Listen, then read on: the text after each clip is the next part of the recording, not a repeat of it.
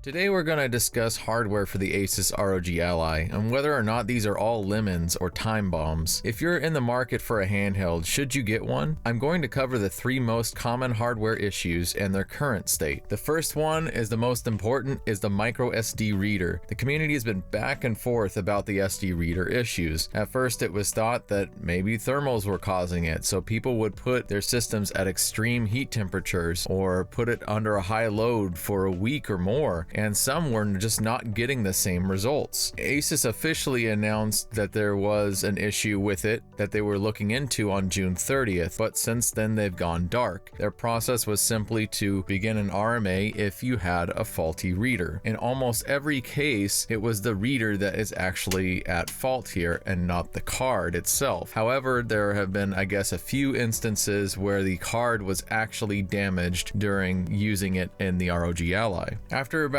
2 months of community waiting for an in-depth review from Gamers Nexus, they kind of just glazed over the issue. They roped you in until the end of a very long video about their Ally review, where it turned out that they have a defective SD reader this whole time. 6 weeks ago, they made a news video that was discussing the thermals on the Ally. Here's the end of the segment. By the time this news video goes out, we're probably going to be in the production stage of our ASUS Ally review.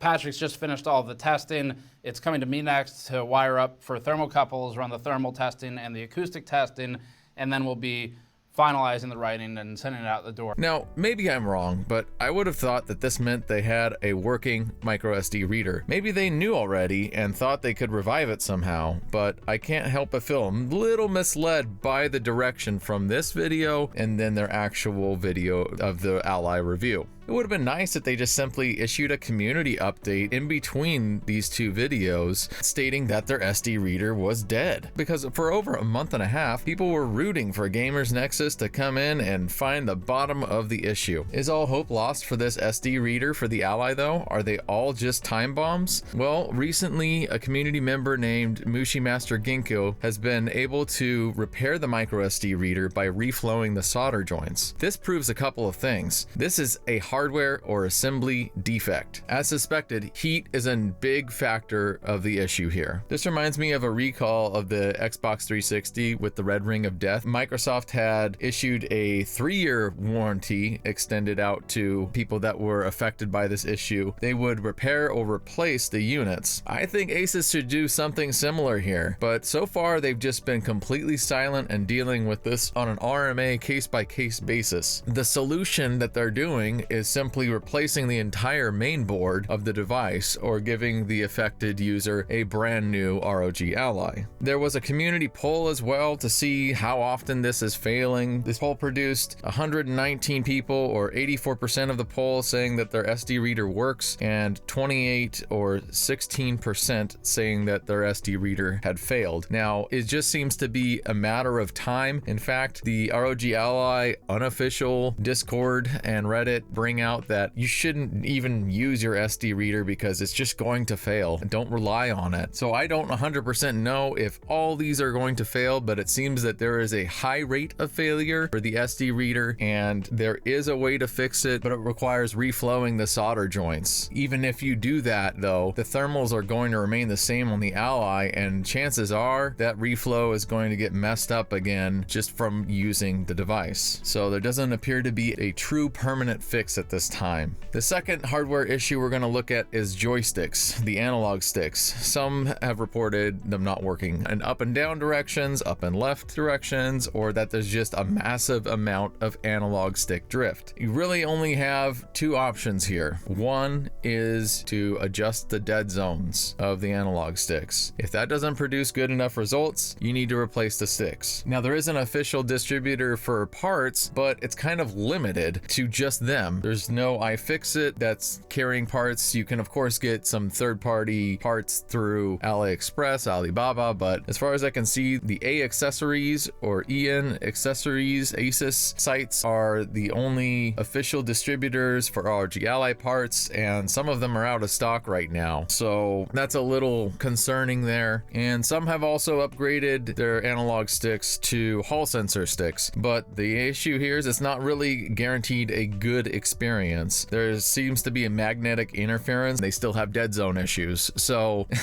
really the only way to fix this is to simply replace the sticks. You can find some unofficial sticks on AliExpress or Alibaba. Otherwise, you would have to go through that official distributor for the OEM parts. The next hardware issue that gets reported a lot is sticky or clicky bumpers. Ultimately, you either just have to take it apart and try to fix the issue with the misalignment of the bumpers, or you just need to get the unit replaced or replace the part entirely. So there's not really too many options there. Sometimes the triggers can also squeak, so you want to just put a little bit of like WD-40, a little bit of lubricant to stop them from squeaking. But those are pretty much the three main hardware issues on the Ally. Not too big of a concern for the sticks and for the bumpers, but really the SD reader here is this main problem that doesn't seem like it's going to go away. So really, where has ASUS been? Is the reputation of the Ally just because of hate and fanboyism? Is this a good device or a bad device? Let's look at a few community results here and polls. There was a post